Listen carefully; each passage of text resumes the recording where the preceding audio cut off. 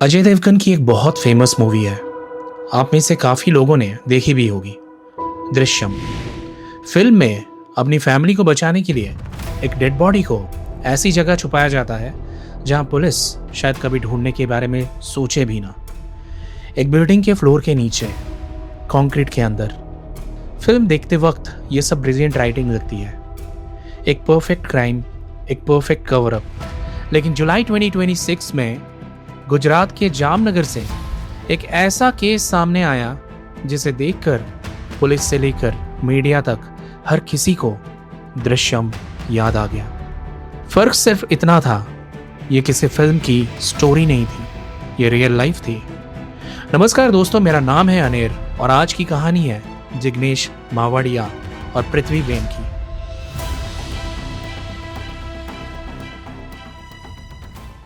जामनगर, गुजरात। जिग्नेश मवाड़िया लगभग 35-36 साल का एक बिजनेसमैन था। वो फर्नीचर बिजनेस से जुड़ा हुआ था। उसकी शादी हो चुकी थी। उसकी वाइफ का नाम था पृथ्वी। शादी के बाद जिग्नेश अपनी वाइफ पृथ्वी को लेकर द्वारका, गुजरात में अपने परिवार के साथ ही रहता था। लेकिन पिछले 3 सालों से जिग्नेश और पृथ्वी फैमिली से अलग रहने लगे थे और इसके पीछे वजह थी पृथ्वी और जिग्नेश के परिवार के बीच चलने वाली लगातार अनबन।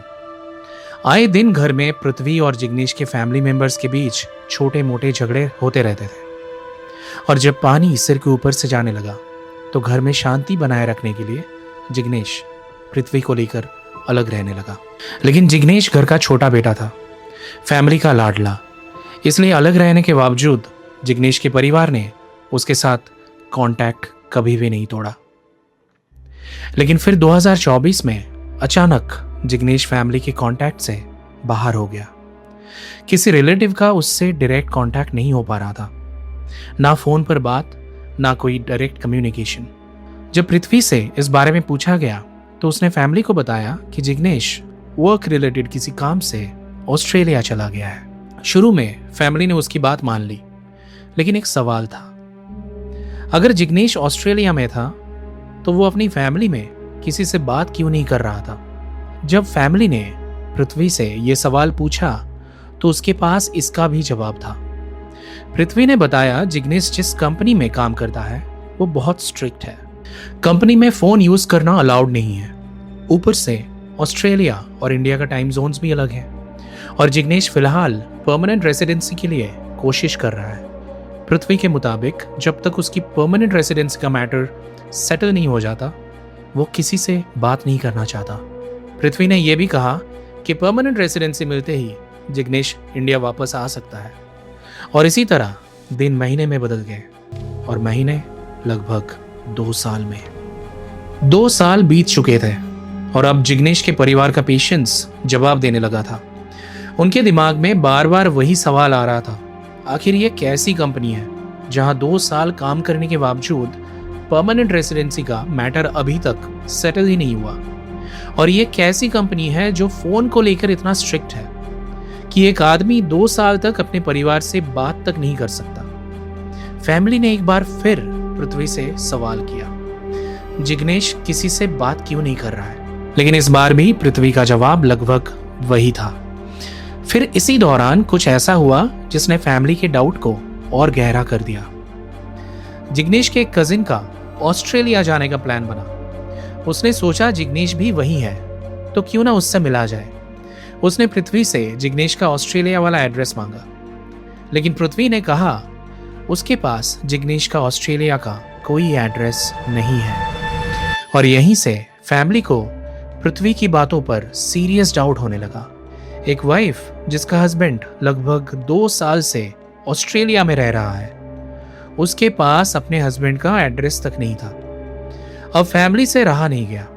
उन्होंने पृथ्वी से सीधा कह दिया, अगर वो जिग्नेश का एड्रेस या उसकी वेयरअबाउट्स के बारे में कोई कॉन्क्रीट इंफॉर्मेशन नहीं देगी तो वो पुलिस कंप्लेंट फाइल कर देंगे। अब प्रेशर बढ़ चुका था और शायद पृथ्वी के लिए इस प्रेशर को हैंडल करना मुश्किल हो रहा था। फाइनली उसने जिग्नेश के परिवार को अपने पास बुलाया और वहां पृथ्वी ने जो रिवील किया उसे सुनने के बाद जिग्नेश के पूरे परिवार की आंखों के सामने अंधेरा छा गया। जिग्नेश मवाडिया गुजरात में रहने वाला लगभग 35-36 साल का एक बिजनेसमैन था जो फर्नीचर बिजनेस से जुड़ा हुआ था। जिग्नेश की मुलाकात पृथ्वी से किसी काम के रिलेटेड हुई थी। पृथ्वी भी गुजरात के एक हॉस्पिटल में नर्स का काम करती थी। दोनों की मुलाकात हुई, बातचीत शुरू हुई और धीरे धीरे दोनों एक दूसरे के करीब आने लगे। वक्त के साथ उनका रिलेशनशिप भी आगे बढ़ा और आखिरकार दोनों ने शादी कर दी। शादी के बाद पृथ्वी जिग्नेश के साथ द्वारका में उसके परिवार के साथ रहने लगी। शुरुआत में सब ठीक था, लेकिन धीरे धीरे पृथ्वी और जिग्नेश के फैमिली मेंबर्स के बीच छोटी छोटी बातों को लेकर डिसएग्रीमेंट शुरू होने लगे। पहले ये मामूली नोकझोंक थी, लेकिन वक्त के साथ आर्ग्यूमेंट्स बढ़ते गए। घर का माहौल भी टेंस रहने लगा। आखिरकार सिचुएशन एक ऐसे पॉइंट पर पहुंच गई जहां जिग्नेश को घर में शांति बनाए रखने के लिए एक डिफिकल्ट डिसीजन लेना पड़ा। वो पृथ्वी के साथ फैमिली होम छोड़कर द्वारका के ही एक अलग एरिया में रहने लगा। बीच में दोनों कुछ वक्त के लिए पोरबंदर भी शिफ्ट हुए। जिग्नेश अब अपने परिवार से अलग रह रहा था, लेकिन उसने अपने फैमिली से रिश्ता कभी नहीं तोड़ा, ना फैमिली ने उससे दूर किया। दोनों तरफ से कांटेक्ट बना रहा, लेकिन घर अलग होने से प्रॉब्लम्स खत्म नहीं हुई। अब तक जो टेंशन पृथ्वी और जिग्नेश के फैमिली मेंबर्स के बीच थी, वो धीरे धीरे जिग्नेश और पृथ्वी के रिलेशनशिप में भी दिखने लगी। दोनों के बीच आर्ग्यूमेंट्स होने लगे और वक्त के साथ ये झगड़े भी बढ़ते चले गए। सिचुएशन ऐसा होने लगा कि दोनों के रिलेशनशिप में भी एक दरार आने लगी। और इसी दौरान पृथ्वी की जिंदगी में एक शख्स की फिर से एंट्री हुई, जिसका नाम था नीलेश। मैंने फिर से इसलिए कहा क्योंकि ये वही नीलेश था जो पृथ्वी के शादी से पहले उसका बॉयफ्रेंड हुआ करता था। शादी के बाद कुछ सालों तक पृथ्वी और नीलेश के बीच एक डिस्कनेक्ट रहा, लेकिन जिग्नेश से बढ़ती दूरियों के बीच पृथ्वी धीरे धीरे फिर से नीलेश के कांटेक्ट में आने लगी और इस सब से जिग्नेश बिल्कुल अनजान था। धीरे धीरे पृथ्वी और नीलेश के बीच कम्युनिकेशन बढ़ता रहा, पुरानी दूरियां कम होने लगी और दोनों एक बार फिर एक दूसरे के करीब आ गए। लेकिन अब उनके बीच एक ऐसी दूरी थी जिसे सिर्फ बातों से कम नहीं किया जा सकता था। पृथ्वी जिग्नेश के साथ द्वारका में रहती थी, जबकि नीलेश जामनगर में। दोनों शहरों के बीच लगभग 130-135 किलोमीटर का फासला था, इसलिए बार बार मिलना आसान नहीं था। लेकिन पृथ्वी और नीलेश ने मिलकर जो सलूशन निकाला, वो बहुत जल्द जिग्नेश के लिए एक बड़ी प्रॉब्लम बनने वाला था। पृथ्वी और नीलेश एक बार फिर रिलेशनशिप में आ चुके थे, लेकिन उनके बीच अब भी एक प्रॉब्लम थी, 130 किलोमीटर का फासला। पृथ्वी नीलेश के और करीब रहना चाहती थी और इस फासले को खत्म करने के लिए दोनों ने मिलकर एक प्लान बनाया।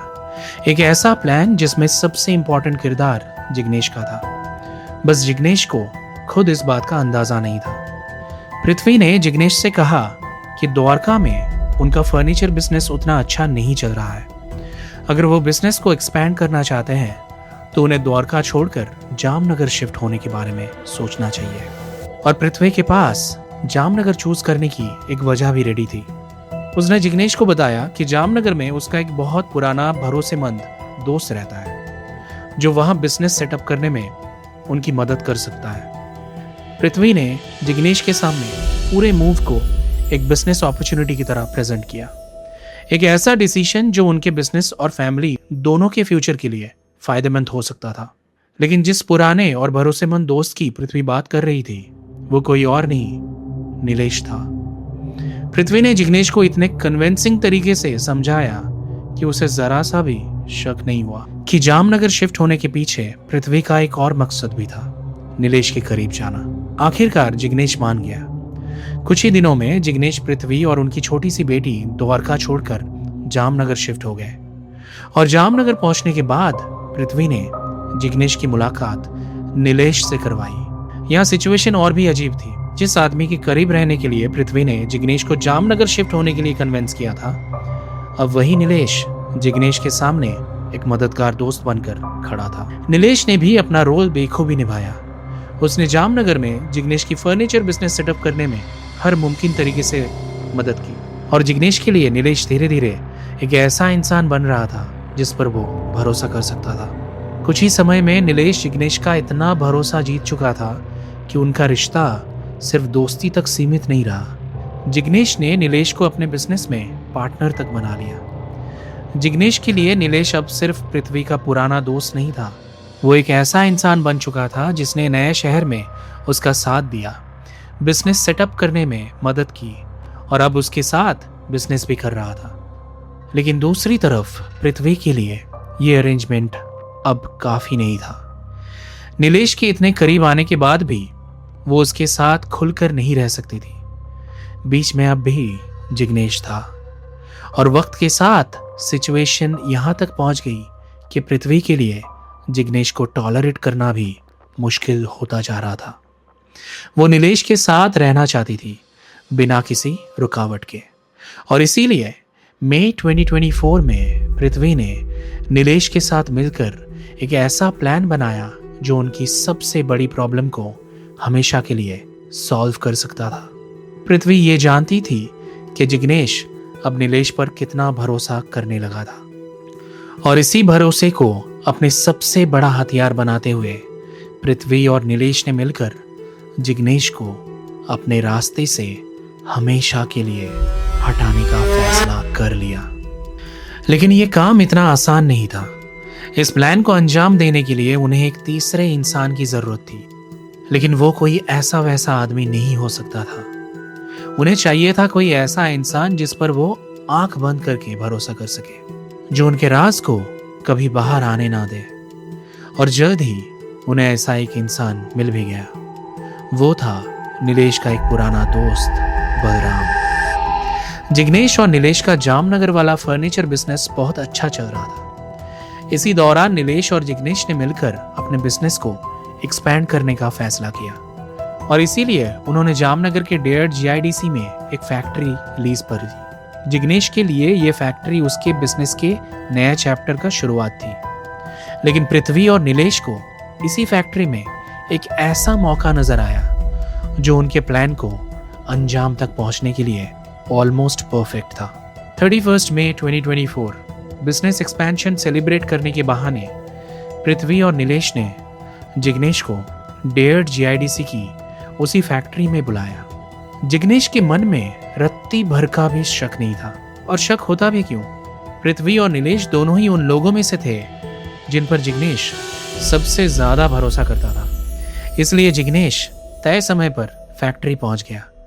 सेलिब्रेशन के नाम पर ड्रिंक निकाली गई, और इसी दौरान जिग्नेश की ड्रिंक में साइनाइड मिला दिया गया, जो कि नीलेश ने बलराम की मदद से सोर्स करवाया था।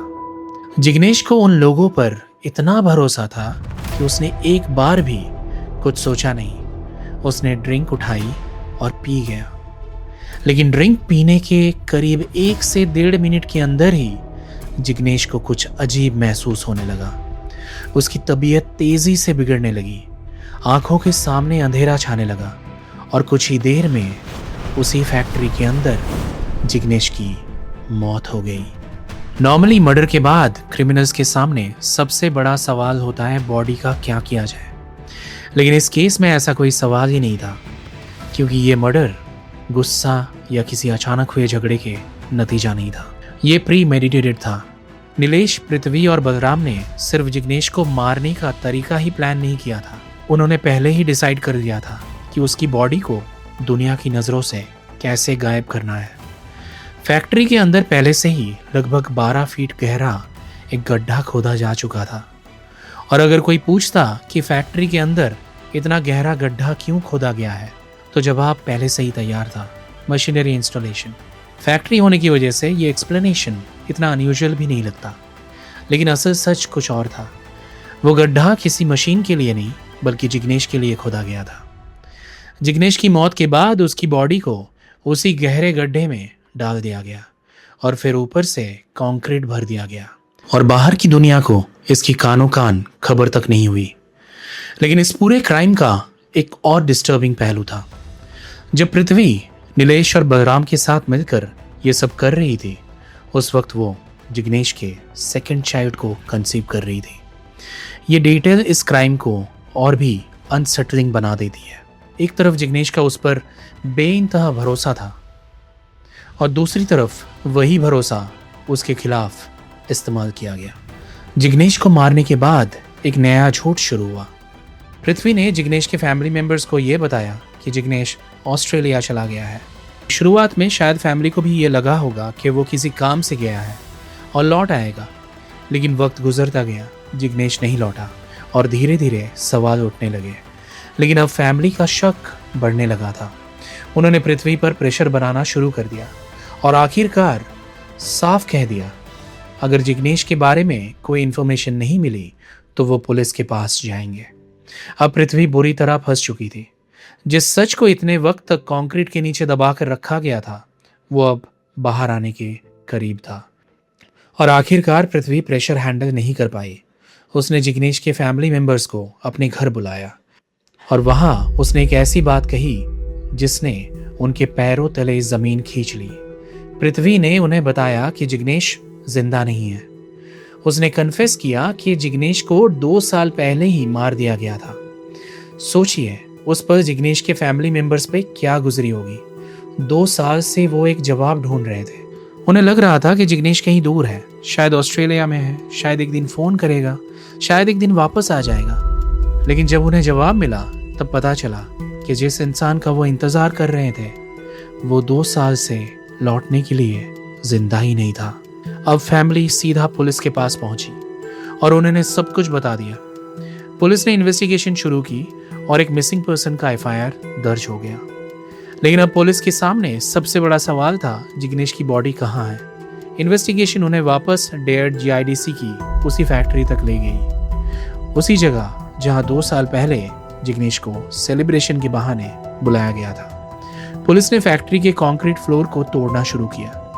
ड्रिलिंग चलती रही, कंक्रीट के लेयर्स एक एक करके टूटती गई। घंटे बीत गए और फिर जमीन के अंदर से एक डिस्टिंक्ट स्मेल आनी शुरू हुई। उस पल पुलिस को एहसास हो गया कि जिस सच को 2 साल पहले कंक्रीट के नीचे दफन कर दिया गया था वो अब बाहर आने वाला था। और फिर थोड़ी देर बाद कंक्रीट के नीचे से इंसानी रिमेन्स धीरे धीरे बाहर आते गए। 2 साल से जिस फैक्ट्री फ्लोर पर लोग चल रहे थे उसी के नीचे जिग्नेश दफन था। पुलिस ने स्केलेटल रिमेन्स को फॉरेंसिक और डीएनए एग्जामिनेशन के लिए भेज दिया। पृथ्वी, नीलेश और बलराम को अरेस्ट कर लिया गया और उनके खिलाफ मर्डर, क्रिमिनल कॉन्स्पिरेसी और एविडेंस को गायब करने जैसे आरोपों में केस दर्ज किया गया। फिलहाल इस केस का इन्वेस्टिगेशन जारी है। कोर्ट का फाइनल वर्डिक्ट आना बाकी है। लेकिन इस केस की सबसे डिस्टर्बिंग बात सिर्फ मर्डर का तरीका नहीं था, वो था भरोसा। जिग्नेश किसी दुश्मन से मिलने नहीं गया था। वो उन लोगों के पास गया था जिन पर उसे सबसे ज्यादा भरोसा था। सेलिब्रेशन के नाम पर उसके हाथ में एक ड्रिंक दे दी गई और उसे जरा भी अंदाजा नहीं था कि सामने बैठे लोगों ने पहले ही डिसाइड कर लिया था आज वो यहाँ से जिंदा बाहर नहीं निकलेगा। उन्हें लगा होगा कि कंक्रीट के साथ सच भी हमेशा के लिए दब जाएगा। लेकिन वो एक चीज भूल गए, लाश को दफनाया जा सकता है पर सच को नहीं। आज के लिए बस इतना ही दोस्तों। मैं आपसे मिलूंगा जल्द ही एक और वीडियो के साथ। Till then take care of yourself and your loved ones. Jai Hind.